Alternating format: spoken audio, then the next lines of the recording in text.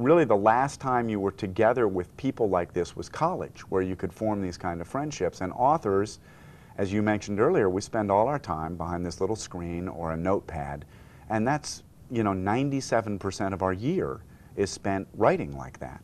And we don't, even if we go to a writer's conference, most of them don't mix the authors. You're over at this thing, and then you're over at that thing, and there's a dinner, but you're at a table with fans, and you sort of see each other across rooms. Being in a rock band, and at one point we were in a rock bus for 3 weeks down the East Coast about 6 years ago. And you know, that makes friends out of you. It either makes friends or enemies out of you. And in our case, it made wonderful friendships, and they've stuck, and Dave Barry was best man in my wedding, and it's just been a tremendously great time. That's a fun thing to talk about, too. Yeah, it's I really enjoyed fun. that. Well, let's go back to the beginning. When I first met you, you, I think, had just come back from Oxford when you were, well, tell us. You were a fellow. I was awarded this thing called the Raymond Chandler Fulbright. And most Fulbrights are scholarly or given through a university. There are 4 or 5 each year given as a result of a trust fund or an estates fund. And in the case of the Raymond Chandler estate, the centennial of his birth came up. And they were thinking about building, literally building a statue at Eton or one of the prep schools in England. And the son of Helga Green, the famous agent who was Chandler's agent and dear, dear friend near the end of his life, is now the manager of that estate. And he said, you know, we shouldn't do something in bronze because that's static. We should do something that lives. So they funded a Brit to come to America, to UCLA, where half of Chandler's papers are. And then they funded for an American to go to England, to Oxford, where the other half of his papers are. And it was so successful they did it 3 full times. So 3 Brits came and 3 Americans. And I was fortunate enough to be awarded the first one of these and went over and was a visiting professor at Wadham College, Oxford. With the building my office was in had been built in 1015. I looked out on the Sheldonian Theater and the New Bodleian Library. It was spectacular. In my little author's talk, I tell the story that on my first day there, when you're just in awe of this place, I mean, you've been there many times, and I was just in awe. It's like it's as it was 200 years ago, and it's 600 years old, 800 years old. And I was setting up my computer in this office and getting all ready, and my heart beating 1,000,000 miles an hour. There was this rap on the door, and I thought, oh my gosh, somebody's already visiting. And the door cracks open, and this woman right out of Central Casting, with her hair half crooked and her eyes sort of sideways on her face, says, "Excuse me, sir, may I hoover you?" And I thought, this is an interesting place. And then she held up her vacuum cleaner. But that was my English moment, you know, and I thought, I'm in a different place, and although they speak English, I'm in a foreign country. Well, you took great advantage of it, which we will come back to in a little while, but you also, in addition to writing a book about your Oxford experience, wrote which of your thrillers? Was it I The was Airplane? working on Hardfall when I was there. I was writing a screenplay for Leucadia Films for Probable Cause while I was there, and I ended up outlining and researching No Witnesses and The Angel Maker. So it really was a productive time for you. It was you. a tremendously productive time. And I got on my went? little bicycle and rode into work, and oh, it was amazing. Well, someday you may be able to fund a scholarship, well, maybe. You know, in your own honor at Wadham College. There's a happy thought. But how many books had you written by the time you got the fellowship? I submitted Undercurrents, which was my 4th novel, so it must have been about the time Probable Cause came out that they were taking applications. And, you know, I was so convinced I couldn't be awarded this thing, that I would never even be considered for it, that I was notified by the Idaho Council for the Arts of its existence, or I wouldn't have known to even do it. Thank goodness. They called me and said, you should apply for this. No, yeah, no one will ever take me. And my first wife, Colleen, we got down to the day before it was required to be turned in. And she said, are you going to fill out that thing for that Fulbright or not? And I said, this is ridiculous. And she said, fill it out. And I filled it out and sent it in FedEx so it got in on time. And, you know, 3-4 months went by, and I realized I hadn't won it, and that's fine. I knew I couldn't win it.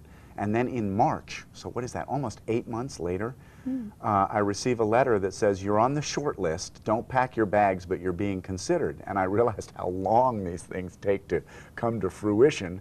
And it was 6 weeks later that I got another letter that said, "You're going to England as the Raymond Chandler Fellow." And I was out of my mind.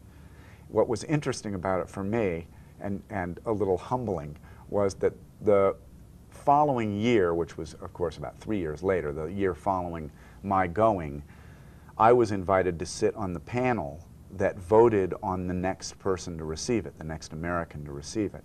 And we went through this long, exhausting process of reading 100 books and weeding it down. And I traveled to Washington, D.C., and we had these meetings, and we had straw votes and all of this. And we got down to, I think, 3 or 4 people. We were going to send a list of 3 or 4 people. And the woman who runs the whole thing said, "Now, it's very valuable to send all 4 because our first pick," and she looked me right in the eye and she said, "Our first pick doesn't always win." And what she was telling me was, I wasn't the American side first pick. The Brits superseded and said, "We'd rather have Ridley than whomever they had picked." But she was saying, "Hey pal, you weren't our first choice." And it was really interesting. So I was very fortunate to get this award. It was great. Well, I'm glad that you had the experience. It is indeed one of my favorite places, and unbeknownst to you, I actually got to visit your office when I was there last fall, so Yeah. I could see why it stunned you so. Yeah. But I knew that you had come back, and I remembered the book involving the airplane disaster came out shortly thereafter. But the book I read, your first book that I read that really has stuck in my mind all this time, was Probable Cause. I think it was because I went to Stanford, and my roommate was from Carmel and Monterey, and I knew the area, and that's, if I remember right, is that the location? Yeah, that's the setting, that And Monterey, yeah. it's also because I spent a lot of years in law. It's also, if I remember correctly, a legal drama. It is. It's a legal thriller. And in many ways, although I'm really hazy on this because it's been so long since I've read it, I don't recall that it's as technically oriented. No. It's more of a character-driven drama. It is, absolutely. There's sort of an old drunken cop in it, and there's a young police detective, the only police detective, because Carmel only has one, and he came out of a forensics background. So it has some forensics in it only because he knows so much about it. But it's a very character-driven novel. There's a huge conflict between this drunken cop who's been taken off the force and this young buck who really, in a lot of people's eyes, isn't a cop because he came out of the lab. And it's interesting you say that, because it wasn't as forensically driven.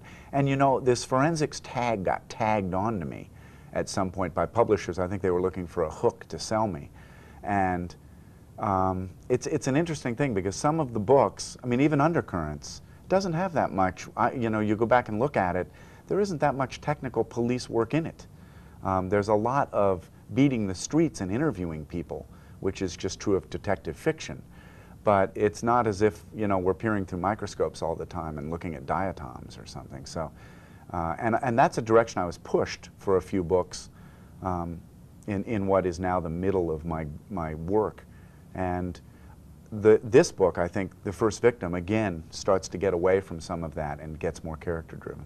Indeed it does. It has some has some wonderful relationships. I think Bolt and his wife, who've been battling, she's been battling, but he with her, cancer, have a wonderful dialogue in this book where, she wants him to just accept the cure, and he's still trying to find some sensible reason for it, And His scientific side wants an answer. Yeah, she says it's faith. And I prayed my way out of this, and he can't quite handle that. Yeah, I really enjoyed that very much. And of course, there's a wonderful relationship between the women, between the TV broadcaster and her little sister. Her adopted sister, yeah. And we don't know clearly how it's all going to work out, but no spoiler here. No, I'm not going to go there, but no. nonetheless, there are some very warm and very powerful. And I love that, and I think I really have to credit Lee Haber at Hyperion, my new editor.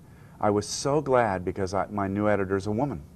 And, for any male writer, I don't care who it is, I think it's harder to portray women, and I work on it really hard. I have a lot of women read my book in manuscript form and criticize all they can so that I get as much of that right as I can. But it's wonderful to work with a woman editor, because we have as you and I worked on Concerto, and you have a give and take that really works well, and Lee wants more character, and a male editor typically wants more action. And yet, as a male writer, I can bring a little of action, and she can bring a little of character, and hopefully that makes the books even better.